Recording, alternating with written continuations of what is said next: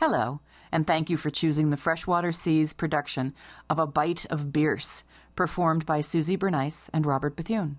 We invite you to sit back, relax, and enjoy this bite of Bierce. But be careful. He has been known to draw blood. Staley Fleming's Hallucination. Of two men who were talking, one was a physician. "I sent for you, doctor," said the other, "but I don't think you can do me any good. Maybe you can recommend a specialist in psychopathy? I fancy I'm a bit loony." "You look all right," the physician said. "You shall judge. I have hallucinations. I wake every night and see in my room, intently watching me, a big black Newfoundland dog with a white forefoot." "You say you wake. Are you sure about that? Hallucinations are sometimes only dreams." "Oh, I wake all right. Sometimes I lie still a long time, looking at the dog as earnestly as the dog looks at me. I always leave the light going. When I can't endure it any longer, I sit up in bed, and nothing is there." What is the beast's expression?" "It seems to me sinister. Of course, I know that except in art, an animal's face in repose has always the same expression. But this is not a real animal. Newfoundland dogs are pretty mild-looking, you know. What's the matter with this one?" "Really, my diagnosis would have no value. I'm not going to treat the dog." The physician laughed at his own pleasantry, but narrowly watched his patient from the corner of his eye.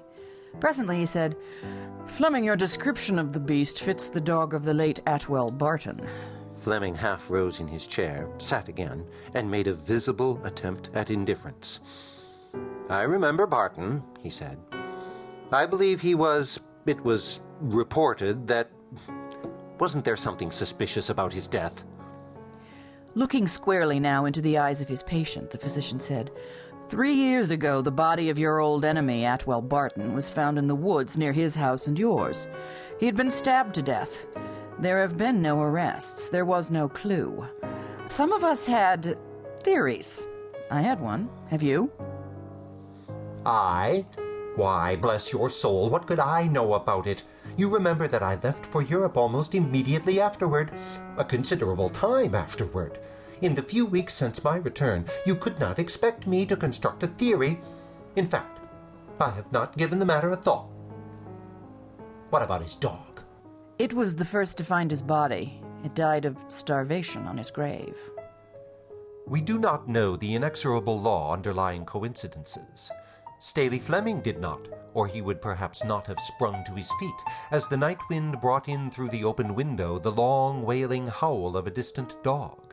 He strode several times across the room in the steadfast gaze of the physician, then abruptly confronting him, almost shouted, "What has all this to do with my trouble, Dr. Halderman? You forget why you were sent for." Rising, the physician laid his hand upon his patient's arm and said gently, "Pardon me, I cannot diagnose your disorder offhand. Tomorrow, perhaps. Please go to bed, leaving your door unlocked. I will pass the night here with your books. Can you call me without rising?" "Yes, there is an electric bell." "Good. If anything disturbs you, push the button without sitting up. Good night." Comfortably installed in an armchair, the man of medicine stared into the glowing coals and thought deeply and long, but apparently to little purpose, for he frequently rose, and opening a door leading to the staircase, listened intently, then resumed his seat.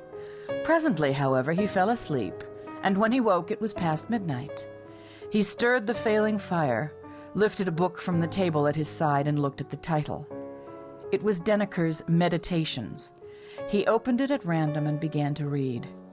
"Forasmuch as it is ordained of God that all flesh hath spirit, and thereby taketh on spiritual powers, so also the spirit hath powers of the flesh, even when it is gone out of the flesh, and liveth as a thing apart, as many a violence performed by wraith and lemure showeth.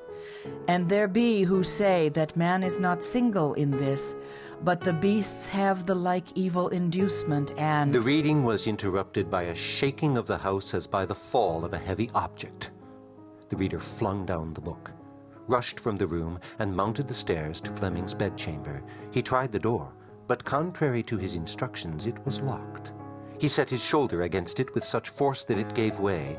On the floor near the disordered bed in his nightclothes lay Fleming, gasping away his life. The physician raised the